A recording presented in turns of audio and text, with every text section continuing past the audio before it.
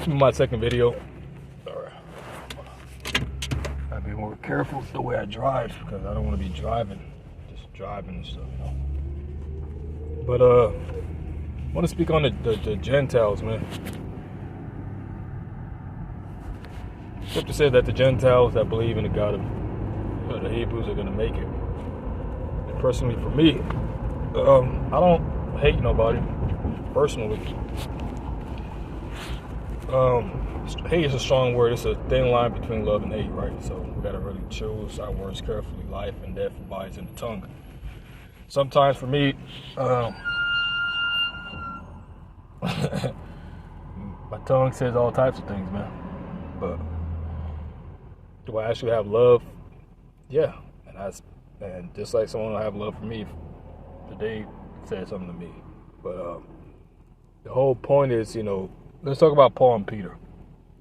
You know, when Peter was with the Hebrews, he would act normal, but then when he got around the Gentiles, they started acting different, and Paul had to get on his ass for that. So he had to rebuke him, and that totally was understood, because Peter was like, "Hey, you know, Lord, I can't eat anything that you call. I mean, I haven't put anything in my mouth that is not that is common, you know." And Paul, the Lord told Peter, he's like, "Hey, don't call nothing common. I call it clean, because that was representing the Gentiles coming in. You know, you look at it twofold. You know, some of our people are in the Gentile state of mind. They don't know who they are, or if they do, they are working with you know, this world and stuff like that, trying to stop prophecies which cannot be stopped, because by people doing what they're doing, it's an omen nomen, meaning that they're supposed to do what they're doing, if you know what I mean. You know what I'm saying? And it's a pain. It's painful bringing forth these words, because, you know, we're moving through the valley of, well, this is AZ right here. I don't know where everybody's are at, but this weirdness and strangeness and hell and death and life and iniquity and righteousness at all angles, man. So very important to choose what you say and what you do, you know, because everything's being put on a digital scale. From my perspective, you know, brothers go on different platforms, BitChute, different things that brothers go on. And some brothers bring out more truth than others, man. I sometimes be like, man, a lot of brothers used to be bringing out a lot of truth. I don't know where they went, but hopefully they're all right. You know what I'm saying? But it can be a little spooky sometimes, man. It ain't something for the faint of heart, that's for sure.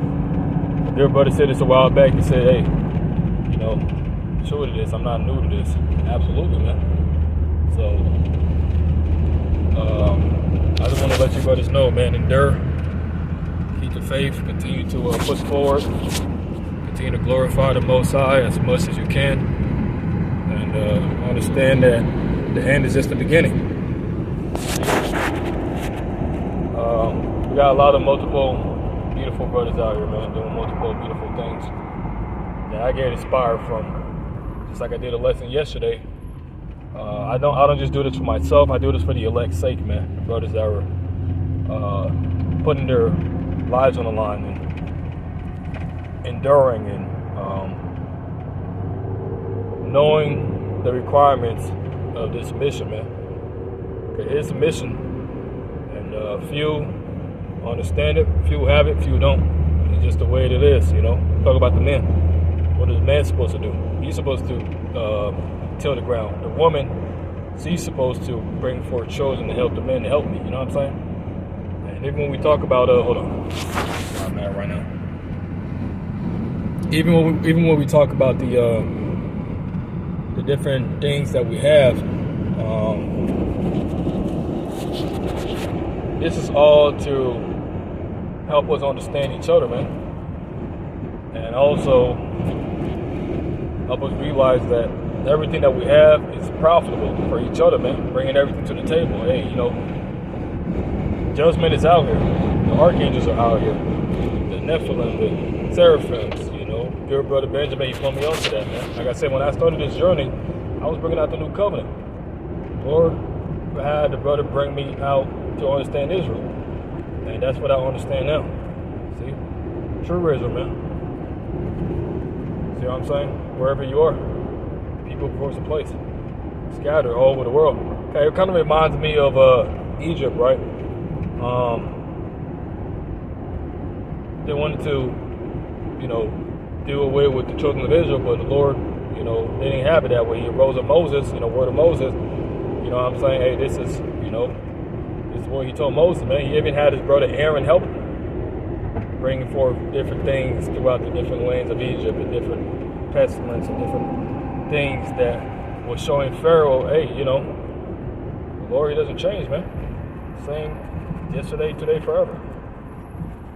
So I think everything in the story is all like it has underlying themes, and it all has a moral to the story. So what is the moral to the story, man? To be more brotherly, to be more loving. And that's something I'm working on myself. Am I a hypocrite? Fuck yeah, man. You know, I do a lot of things that, you know, make other people mad. People do things that make me mad. But in Chosen, we're supposed to be, in Chosen, don't, how's it go? In understanding, be your man, and malice, be your children. And if you look at Chosen, right? Chosen, you know, they play around, you know, play in the sand. But ultimately, they have that understanding for one another. And it's like a family thing, you know. But anyways, with that, man, all praises to the God of Abraham, Isaac, and Jacob. Salutation to the 1/3 and 144. 1/3 out of every people, tongue, and nation out. And 12,000 out of each tribe of Israel, from the tribe of Judah all the way down to Issachar. I don't hate people. I guess all this irritation and things that happen, it makes me irritated because, you know, like, it's not just me going through it. If you're glorifying the Most High, you're going to be going through the same thing. But what you're going to understand, you're going to have faith. And you're going to be blind to the BS.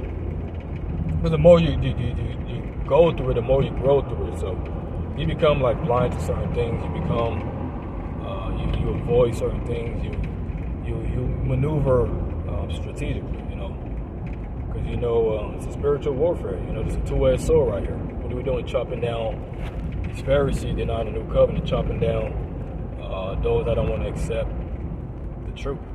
Because it is going to happen anyways. It's just everything is playing out the way it's playing out. So all I can say is it's not important if you don't care, but if you do care, it will be important to you. You are going to put forth your effort. You are going to give it your time. You are going to give everything you have, because you know it's going to pay off at the end. You know, putting our spiritual riches, we're quadrupling our spiritual riches, man. And that's what's important. And with that, I'm out. Endure the faith. Shalom.